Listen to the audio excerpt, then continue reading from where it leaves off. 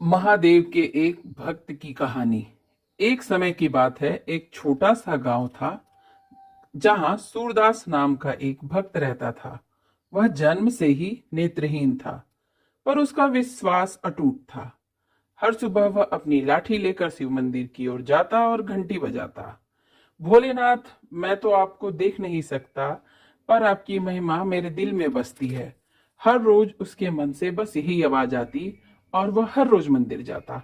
गांव वाले अक्सर उसका मजाक भी उड़ाया करते और उसे कहते, अंधा भक्ति करेगा तो क्या ही होगा। पर वह कभी नहीं टूटा। एक दिन प्रचंड बारिश हुई, नदियां उफान पर थी, रास्ते टूट चुके थे, लेकिन सूरदास फिर भी शिव जी के मंदिर जाना नहीं छोड़ा। आज मंदिर ना जाऊं तो मन बेचैन रहेगा, यह कहता हुआ वह निकल पड़ा। लोग उसे कहते रहे, अरे रास्ते में फिसलन है, तू जाएगा तो गिर जाएगा, पर उसने किसी की नहीं मानी। जैसा कि लोग कह रहे थे वैसा ही हुआ। एक फिसलन में उसकी पैर फिसली और वह जाकर गिर गया।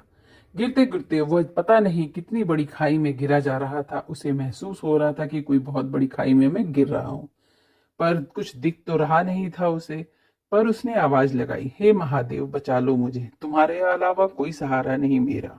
और जैसे ही उसकी आवाज हवा में गूंजी, वैसे ही उसका किसी ने हाथ पकड़ा, मानो मजबूत, गर्म और अद्भुत से हाथ। सूरदास ने पूछा, कौन? सामने से एक मधुर सी आवाज आई, घबराओ मत भक्त, मैं हूं, डरो मत। किसने पकड़ा मेरा हाथ? सूरदास बोलता रहा, पर उसे ऐसा लगा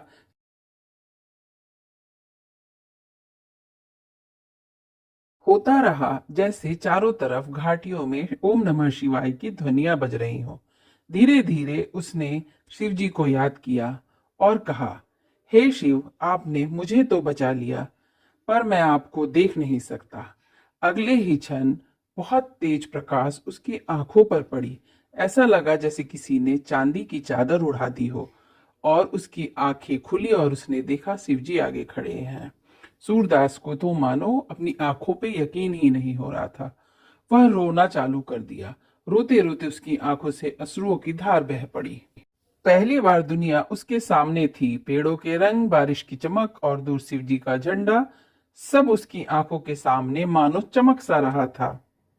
उसी वक्त उसे महसूस हुआ मानो शिव जी ने उसे गले लगाया और कहा, जा भक्त, अपने घर जा। जब सूरदास गांव आया, तब उसने गांव पहुंचकर सभी को शिव जी की महिमा बतलाई। सभी को इस बात का तो यकीन हो गया